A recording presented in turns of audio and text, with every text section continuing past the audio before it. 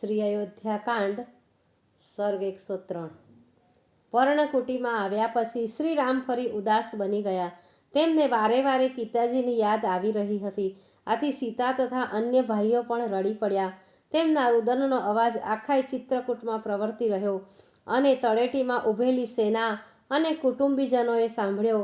તેમણે અનુમાન લગાવ્યું કે જરૂર રામ સાથે ભરતનો મેળાપ થઈ ગયો છે। ભરતે પિતાના અવસાનના ખબર આપ્યા હશે।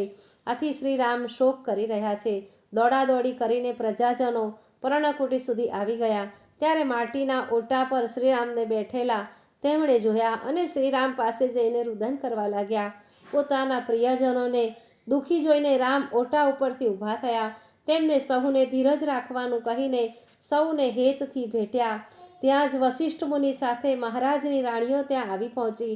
પોતાની માતાને આવેલી જોઈને શ્રીરામ ભીડમાંથી એકદમ ઊભા થઈ ગયા અને માતાઓ પાસે દોડી જઈને તેમને પ્રણામ કર્યા। સર્વ માતાઓએ પોતાના પ્રિય પુત્રના શરીરનો સ્પર્શ કરીને તેમની પીઠ પરની ધૂળ દૂર કરી। ત્યાર પછી લક્ષ્મણે આવીને પ્રણામ કર્યા।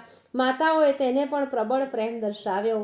ત્યાર પછી ભીની આંખે સીતાએ સૌ માતાઓને ચરણરજ માથે ચડાવી।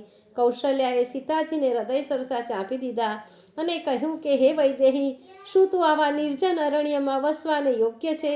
હે સીતા, વનમાં રહેવાથી તારું મુખ કરમાયેલા કમળ જેવું થઈ ગયું છે।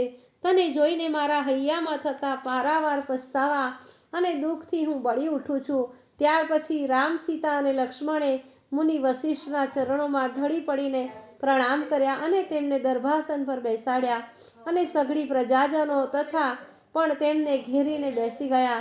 ત્યારે શ્રીરામ દેવસભાની વચ્ચે ઇન્દ્રની માફક શોભી રહ્યા હતા। જય શ્રી કૃષ્ણ।